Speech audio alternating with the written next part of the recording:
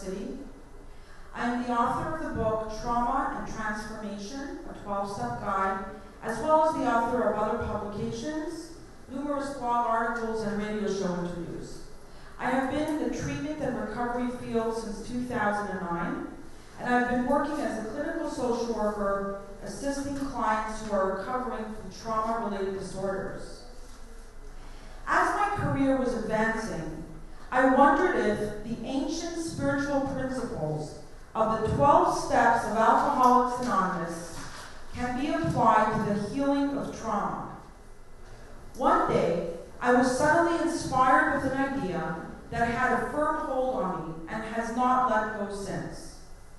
It combined the 12 steps of Alcoholics Anonymous that has transformed the lives of numerous addicts with life problems that are the result of surviving traumatic experiences. The result is a unique approach for trauma survivors who are seeking a combined spiritual and clinical approach to their personal effects of surviving trauma. The role of spirituality in trauma recovery is often misunderstood and subsequently minimized. There is a great need for understanding the healing potential of spirituality in addiction and in trauma recovery. Utilizing spirituality as part of trauma-informed care while detailing the complicated puzzle of the survivor's inner reality requires a step-by-step process of applying spiritual tools to each phase of recovery. This process significantly alters a life of pain and confusion.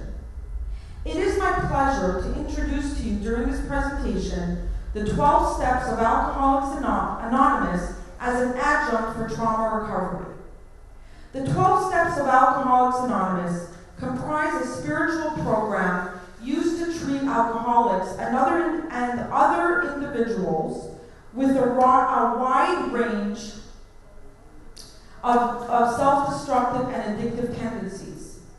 The potential for transformation in trauma recovery lies in the powerful spiritual process that has practical and effective application with no loss of patient identity. Due to the nature of the wound of trauma that is so often intertwined with addiction, a comprehensive approach to healing the physical, mental, and spiritual wounding is essential. Essentially, the 12 steps of AA are 12 connections, and it guides the client in moving forward in developing and maintaining meaningful connections. Meaningful connections are vital to any human being, especially for trauma survivors who experience such a painful disconnect. If such a need for disconnect was a survival necessity, they can now experience a safe and systemic way to revisit meaningful connections. Some of the observations and accomplishments include the survivor achieving safety, a reduction of their troublesome symptoms, increasing their relational competencies, review and appraisal of their trauma memories, and consolidate their gains by learning and applying new behavioral, emotional, and spiritual skills. The focus is a very positive one, encouraging survivors to adopt a more loving, compassionate understanding of themselves and of their trauma memories. The disadvantage is the same as with any trauma-based approach, in that it does not contain the end-all, be-all answer. No one approach contains this, and a comprehensive approach is the most effective. The following is a brief overview of the process. So, step 1 of Alcoholics Anonymous reads, "We admitted we are powerless over alcohol, that our lives have become unmanageable." The clinical application for a trauma survivor from this step would be the end of denial for a trauma survivor to admit that they did in fact survive a trauma, or it could be the beginning of an awareness of one's denial. So this process in working with a client, it begins with building rapport, beginning where the client is emotionally. Here, the client will provide a detailed account of their trauma history and link it to the cause of their intense emotional and psychic pain. Admitting that one was powerless but not weak, and this is something always confused, admitting that one was powerless and not weak at the time to stop, prevent, or interfere with the trauma is the beginning of the end of one's suffering. As you all may know, denial takes up enormous psychic energy as there is a non-stop war between the ego's desire to protect the person and the fighting urge for one's truth to surface. Lying underneath this psychic battleground of maintaining the illusion of power and control is the survivor's hidden, potent rage and vulnerability. Once acknowledging this, the client can move forward towards a unique personal solution. Now we will move on to step 2. Came to believe that a power greater than ourselves could restore us to sanity. The clinical application is believing, the survivor believing that they can get better and that they will be responded to when seeking help.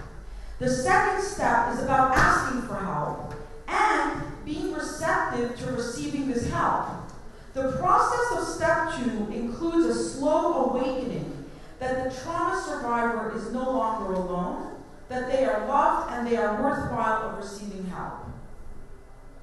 Step 3 made a decision to turn our will and our lives over to the care of God as we understood Him. The clinical application is what is happening, what is also taking place here, is an exploration of the survivor's internalized object relations as it pertains to their personal higher power and by extension to early childhood caregivers. And I want to explain this before I go further, and if I start running out of time, I'll zoom to the end. For those of you who aren't familiar with the term of object relations, internal object relations basically means inside every person there's a representative of one's early caregivers. And that can be experienced as passing very intense emotional states. So if one, say for example, someone had a very abusive father, a very abusive mother. So from a very early age, their internalized object relations forms into terror of authority figures. So maybe this trauma survivor will go through life and not be able to keep a job or have trouble with the law or whatever it is. So the word God is also referred to as any source of support, anything that a survivor can turn to that's helpful. But if you're traumatized and let's say, for example, for early caregivers, you may not be able to trust. You may be completely terrified of anybody in a position of authority. So if that's the case, this is the step where that issue is examined, because it may be hard. A survivor can say, I need help, I think I need help, I don't know why I can't get it, I can't trust the therapist, I can't trust the psychologist, okay? So, step 4, made a searching and fearless inventory. So, the clinical application here is how far will you go to make peace with your past? It's towards a reduction of anxiety and depression. A personal inventory illuminates one's shortcomings, the empty spaces inside, so current problems stemming from those shortcomings do not continue. Obsession, fear, worry, they contain a lot of energy that could be turned into positive action. For example, take the adult who has problems in all his jobs. Let's say, for example, if he does an inventory, he can say, you know what, I yell back at my boss, I don't show up, I'm abusive to coworkers. So yes, I was a trauma survivor many years ago, but these are my problems right now because I never examined my own behavior. So I never stopped to look at, well, maybe I got the ball rolling, you know. And that turns the victim into somebody who's a survivor, who's in power, because they're taking accountability, not just for the recovery, but behavior that's also part of their recovery. It's not about judgment, guilt, shame. It's about an honest evaluation for a corrective action plan. So if I go through life stealing, because I grew up very poor and I feel entitled, no good. If I do an inventory, I say, this is my corrective action plan, no more stealing. I see in my inventory, my inventory that I stole, or I'm a rageaholic, or whatever the issues are. Step 5, admitting to God, to another human being, the exact nature of our wrongs. The clinical application is towards a new intimacy, maybe for the first time. For some survivors, taking step 5 is the first of this kind. At this juncture, the trauma survivor is now moving away from an isolationist orientation. So now, it's not enough for me to just see everything on paper. I sit down with a trusted person, and I say it out loud. These are my problems, this is how I contributed. These are my assets. These are my buried gifts. This is what and so it's towards a new intimacy, and a lot of survivors, this is a core issue of trouble, intimacy. So this is sort of, not sort of, it can be a very therapeutic experience. Step 6, we're entirely ready to have God remove these defects of character. This step is about considering change. The client reflects on their ability to ask for help, something that can be daunting for trauma survivors. So with step 6, you're getting ready to ask for help. You're thinking about it. You're considering it. Okay? Step 7, humbly ask them to remove our shortcomings. Asking for help based on an honest, realistic, personal assessment includes neutral external feedback from another safe person. Because otherwise, it's so easy. We were just talking about anxiety and depression. One of the core issues is negative talk. Well, I'm so bad, I'm awful, I'm messed up, I'm never going to tell this to anybody, I'm definitely not going to ask for help. And what's the payoff not for asking for help? I can continue the same behaviors. Because there's sort of an excuse, like I'm so bad, so why would I want to share with anyone? This step is about the opposite. It's about everybody has shortcomings, and recovery will fill a large void if one is willing to give those behaviors up. So we discussed step 7. Also about removing roadblocks. Removing personal roadblocks can also mean looking at things from a different perspective. So taking, for example, the trauma survivor who thinks so badly of themselves, that's a very extreme orientation towards herself. So instead of saying, no, I'm only going to think positive, that's too much of an extreme. So I'm going to look at myself with a different perspective. That's a summation of step 7.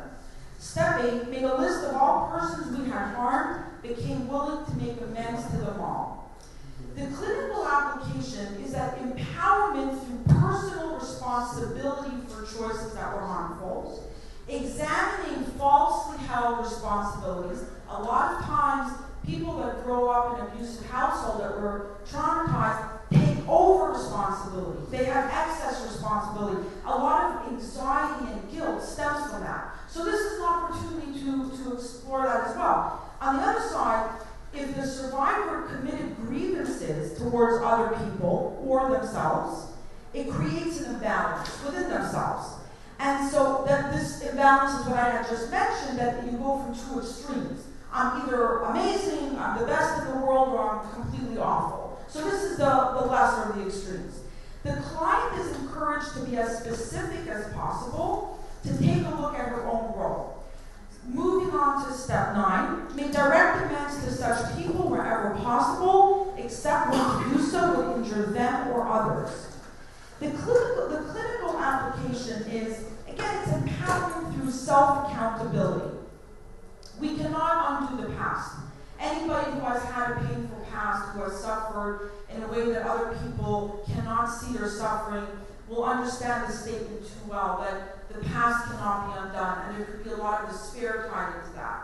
But with step 9, when you make your direct amends, and it's done with an honest external evaluation first, you're responding differently from a new personal understanding of yourself, which can be very simply, I'm a human being, I make mistakes, and I'm grateful that I may have opportunities to correct those mistakes.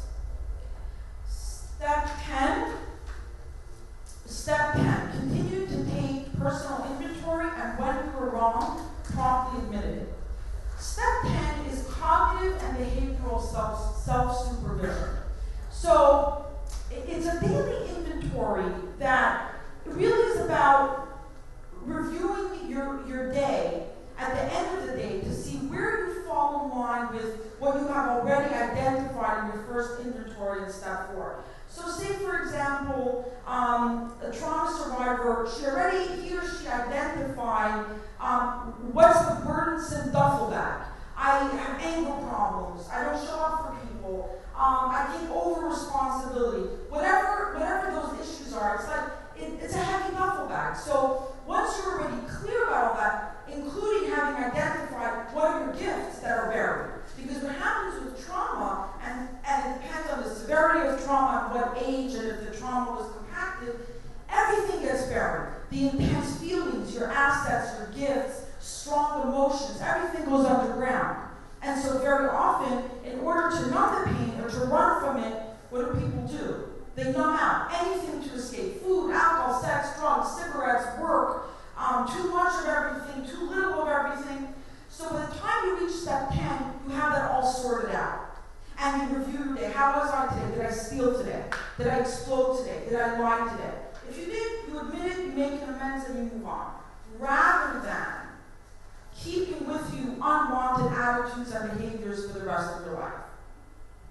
Step 11, start through prayer and meditation to improve our conscious contact with God as we understood Him, praying only for knowledge of His will for us and the power to carry that out. When I refer to God in my lecture, my reference point is any self-identified sources of strength and empowerment for the survivor. Some people, some of my patients are very, very firm believers. They talk about God directed. Some are atheists. But it's for them to identify what do you consider your source of strength and empowerment. Whatever that source is, have contact with it every day. So, for example, I have clients who love nature, they need nature, it helps them with their anxiety, with their depression. That's their source of God or higher power. So my encouragement to them is, if you can't do it every day, at least 3 times a week. If that's too much, at least once a week. And then you work out a plan. So they remain in contact with the source of power. Because remember, before I get to step 12, is that early childhood trauma and other forms of trauma hits the human being in the most painful way that a human being can suffer. And that's with the area of connection. So that affects being able to be vulnerable, being able to love and being loved back, just having peace in your life, just feeling like you're just a lovable, decent human being. And so part of trauma recovery must include a process where the survivor can get back into connecting. The reason why the word God is mentioned in here is because that's the original form of the 12 steps. But in working with patients, the focus is on getting back into connection, which can be very daunting for trauma survivors, especially if early childhood caregivers were abusive, cold, neglectful, addicts, unavailable, and so that part of the damage starts from a very, very, very young age. And so that's why that's so important. So moving on to step 12. I'm good? Hurry up? Okay. Okay, step 12. Having had a spiritual awakening as a result of these steps, we try to carry this message to alcoholics and practice these principles in all our affairs. The clinical application is, it encourages the survivor to participate in community and humanitarian service in whatever way that is meaningful. It opens the door for the survivor to have increased meaning in life. The hurts of the past cannot be undone. The scars cannot be erased, nor the tears that flow from one's psychic wounds be silenced. But a life rich with meaning and purpose is a force beneath the survivor's feet, creating strength and energy of which there is nothing else comparable. In my clinical approach, I have found that integrating a spiritual 12-step approach that includes a core component of client accountability empowers clients to contribute to their own sense of purpose and meaning in life.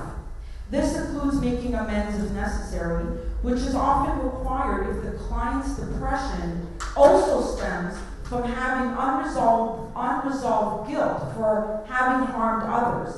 This aspect is often overlooked in the treatment phase, as much of the focus is placed on the client's feelings, emotions, and dysfunctional behaviors. Theory and practice in trauma recovery should embrace a biopsycho-spiritual approach that addresses the root causes and conditions of unresolved psychic pain. While this was a very brief introduction, to learn more, please visit my website, www.rivkaedery.com. Read my book, Trauma and Transformation, a 12-Step Guide. Listen to my podcasts and connect with me personally. I look forward to an ongoing dialogue where the spiritual considerations, along with modern-day clinical applications to a trauma treatment approach, are a routine part of the survivor's treatment. Thank you, and have a good evening. You mentioned that you complement this with other therapies. Anything specific that you utilize?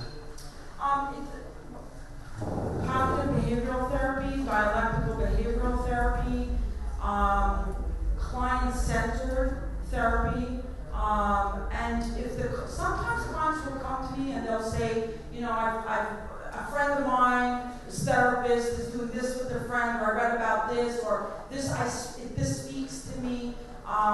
You know, so it's client-centered, so I go with it.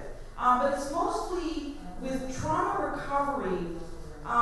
Cognitive behavioral therapy often doesn't work because the trauma memories are frozen in the part of the brain, in the old brain. It's in a separate part of the brain, so the cognition often doesn't get there. You know, you can't reach it. So, but it really does depend, because like I said, you can have a client who is chronically late or can't keep a job. Cognitive behavioral therapy definitely is definitely a main part of the treatment. So does that answer your question? What about EMDR? EMDR. I'm not trained in EMDR, however, I fully support clients that do, because it has an incredible reputation and it's very, very effective. So again, if a client comes to me and wants to, you know, utilize a specific intervention, I'm not trained, I am more than happy to make a referral, and I would. You mentioned CBT, central unity, your program, and that cognitive interventions are not so effective sometimes, but the main, sorry? Yeah. Oh, I think I'm loud enough, no? Okay, thank you. But the main part of CBT working with trauma is exposure. Do you incorporate exposure? We haven't heard about it, so I don't know if it's included in the treatment, which is an important part. So with steps 1 and with steps 4, with step 1 it also depends on the client, because some clients exposure therapy is not indicated until their ego is strong enough to handle it. So it actually depends on where they are at in their own treatment process. In the cases that I work with where there are, the abuser is still alive or the perpetrator, no. But exposure therapy is recommended, really depends on the client and its small dosages. I'm not a fan of taking any risk of overwhelming the client. It's basically, it has to be on their own timing and when they're ready. So that's the way it's done. That's the way it should be done. Anyway, I hope I've answered your question. Thank you.